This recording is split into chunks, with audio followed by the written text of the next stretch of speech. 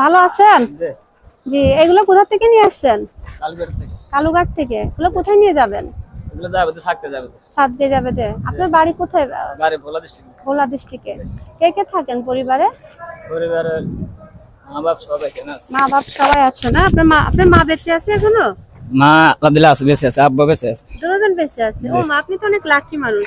তো এখন এগুলা দৈনিক কত করে নেন? 500 টাকা ভাড়া। 500 টাকা। খাবার খান নাই? আবার এখনো খাই না।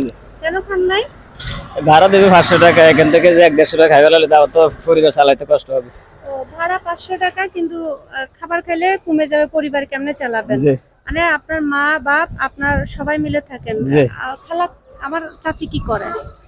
কিছু করে হাজত করে নামাজ করে। দুজন চাকরি করেন, আপনি কাজ করেন, উনি চাকরি করে। ছেলে মেয়ে কয়জন? দুইটা মেয়ে একটা ছেলে। দুইটা মেয়ে একটা ছেলে। ওরা কতটুকু?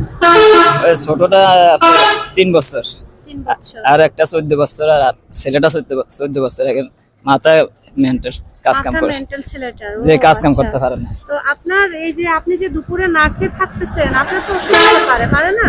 জি। আপনি না খেয়ে থাকলে আপনার প্রবলেম হবে না? জি। হ্যাঁ, আপনার তো খাবার খেতে হবে। গরিব মানুষ কি করবো, তো মনে করেন বাসায় ভাত ফাঁক করে থুয়ে যায়। হ্যাঁ, তো ওখানে যায় খাই আর। এখন আপনাকে একটা প্রশ্ন করি, মাকে বেশি ভালোবাসেন নাকি বাবাকে?